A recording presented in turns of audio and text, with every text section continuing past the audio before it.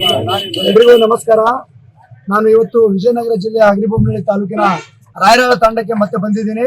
ಇವತ್ತು ಬಂಜಾರ ಜನರ ಗೋಳನ್ನ ಕೇಳದೇ ಇರತಕ್ಕಂತ ಈ ಸರ್ಕಾರದ ವಿರುದ್ಧ ಈ ಬಂಜಾರ ಜನಗಳೆಲ್ಲ ವಿರುದ್ಧ ನಿಂತಿದ್ದಾರೆ.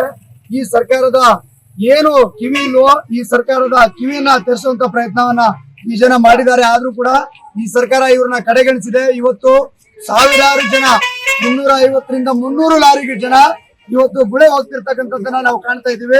ಇವತ್ತು ಊರಿನ ಹಿರಿಯರಿದ್ದಾರೆ, ಅವ್ರನ್ನ ಮಾತಾಡುವಂತ ಪ್ರಯತ್ನ ಮಾಡ್ತೀನಿ.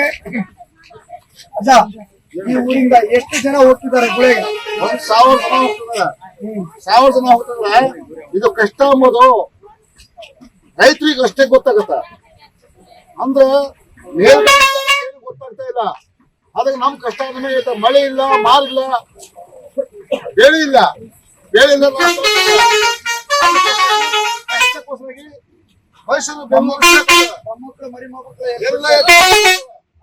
ಇದಕ್ಕ ನೀರ್ ಕುಡಿಯಾಗ ಇಲ್ಲ.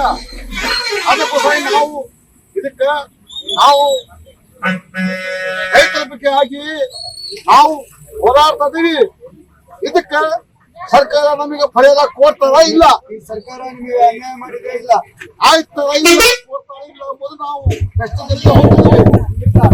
ಮತ್ತೊಬ್ಬ ನಮ್ಮ ಊರಿನ ಅವ್ರನ್ನ ಮಾತಾಡ್ಸೋಂತ ಪ್ರಯತ್ನ ಮಾಡೋಣ. ಎಲ್ಲರೂ ಗುಳೆ ಹೋಗ್ತೀರಾ? ನೀವು ಹೋಗ್ತಾ ಇದ್ದೀರಾ? ನಾವು ಹೋಗ್ತಾ ಇದ್ದೀವಿ.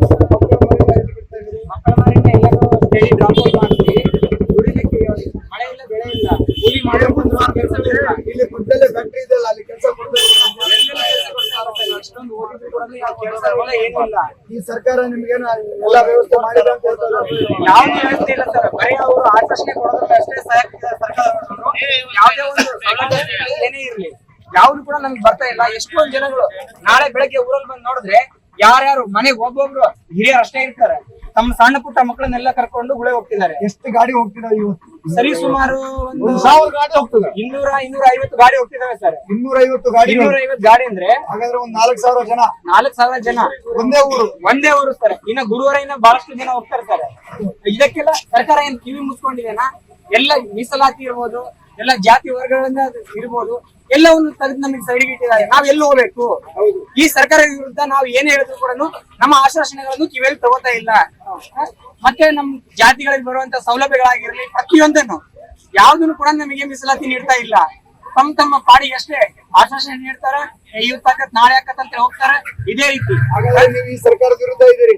ಈ ಸರ್ಕಾರದ ವಿರುದ್ಧನೇ ನಮ್ ದಿನಗಳಲ್ಲಿ ಸರ್ಕಾರ ನೀವು ಬೆಳೆಸ್ತೀರಾ ಇಲ್ಲ ಮತಾಡಿ ಮಲಗಿಸ್ತೀರಾ?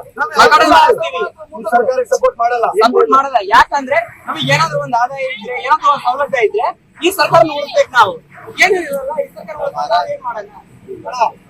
ಈ ಊರಿಂದ ಸುಮಾರು 250ರಿಂದ 300 ಗಾಡಿ ಹೋಗ್ತಿದ್ದಾವೆ. ಎಷ್ಟು ಸಾವಿರ ಜನ ಹೋಗ್ತಿದ್ದಾರೆ ಈ ಒಂದೇ ಊರಿಂದ? ಮಕ್ಕಳ ಭವಿಷ್ಯಕ್ಕೆ ತೊಂದರೆ ಆಗ್ತಾ ಇಲ್ವಾ? ಇರೋ ವ್ಯವಸ್ಥೆ ಇಲ್ಲ, ದುಡಿಮೆ ಇಲ್ಲ, ಏನಿಲ್ಲ. ಎಲ್ಲ ಸರ್ಕಾರ ಶಾಲೆಗಳನ್ನ ಕಟ್ಟಿದೆ ಅಂತ ಹೇಳ್ತದೆ. ಎಲ್ಲ ಟೋಟಲಿ ಇರೋ ವ್ಯವಸ್ಥೆನೇ ಇಲ್ಲ. ಎಲ್ಲ ಅಪ್ಡೇಟ್ ಹೋಗ್ತಿದೆ.